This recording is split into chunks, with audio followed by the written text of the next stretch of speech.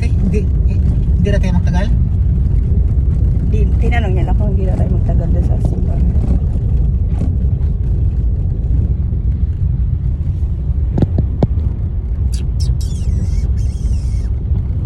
Tion, where are you? Love you.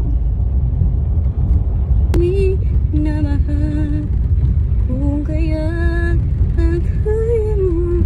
Alam mo, ang galing dito eh. Kasi mo sa mga susulok ng sementado. Ha? Hindi na pagkakagawa nga. Hindi na siya patik-patik.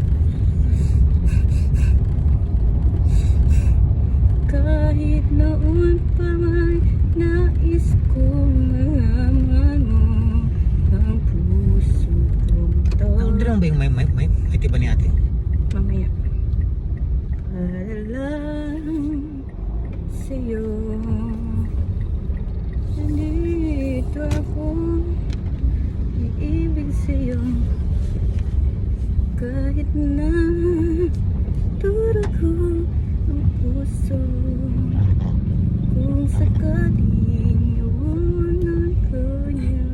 Ayaw mo kanina. Alam ko nang ba't kanina ayaw magtanggap ng ano ni Padre yung otsa. Kasi kala mo kasi susubuan ka ni Padre na. Buong hininga mo kanina. May loto pala dito. Buong kasi hininga mo, no? O yan, katawan ni Cristo, sasabihin mo, di ba, amin? Amin. Kaya ayaw mo siguro tanong kasi nag-toothbrush eh. Kasi pag nasimba ka kasi, magbawa ka pumunta sa simba, nag-toothbrush ka kasi. Wow, akala mo siya nagtutbrush siya eh. Sira ko.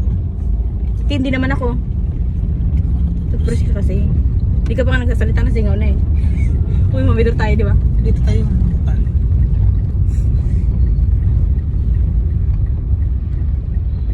Pagka ganun, pwede ka na magsalita. Bulungan mo na si Father. Katawan ni Cristo. Tapos ano ka na nun? Hindi ka na mag-ano. Buo nyo yung pangyari din. No? Dalawang isip siya kanina. Tanggapin ang katawan ni Cristo dahil yung hininga niya.